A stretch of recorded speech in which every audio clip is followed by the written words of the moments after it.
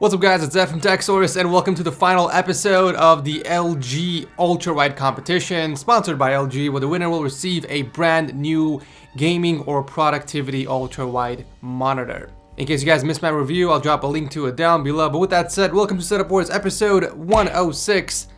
Let the Setup Wars begin.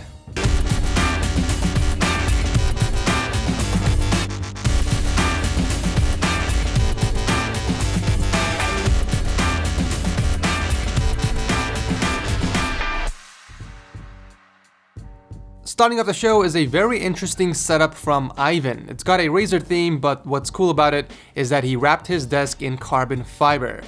I just got an idea for a video.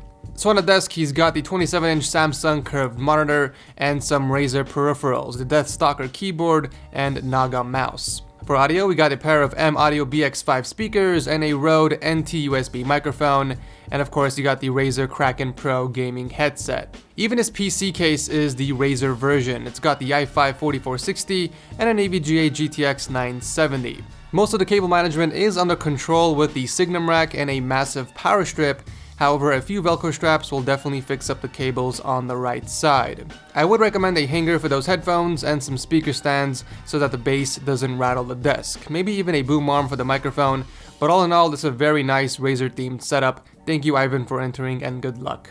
Next up is Jake and his music production setup. The star of the show is the 32-inch Vizio 1080p TV that he is using as a monitor, and that's being sandwiched by two massive Genius speakers. He's also using the Azio mechanical keyboard and the MX Master mouse on top of a tiny ass mouse pad. How do you do it? Seriously.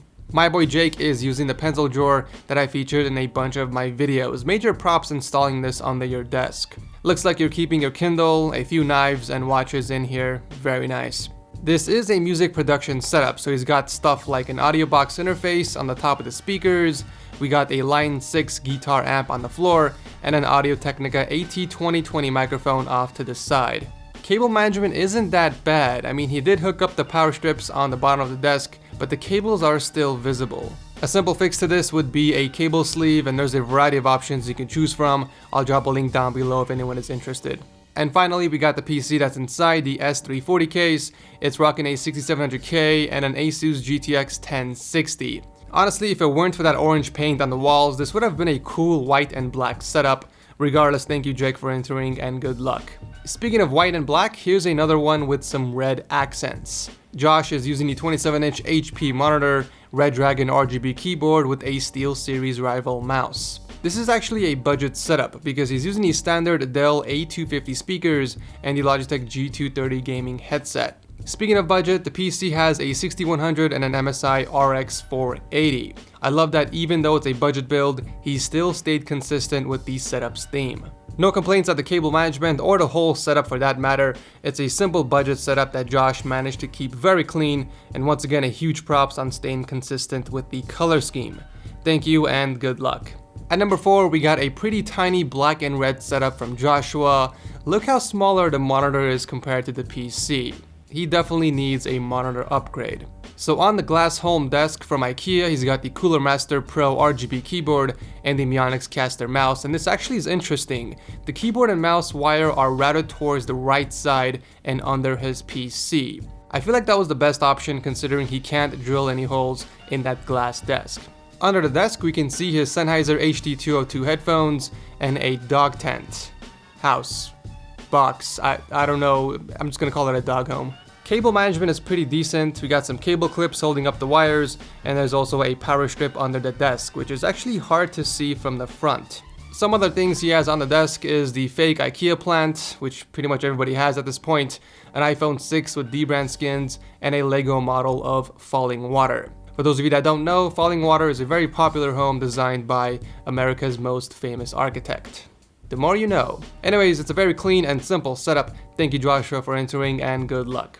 I just realized there are 4 contestants in this episode that have their names start with a J. That was definitely not planned.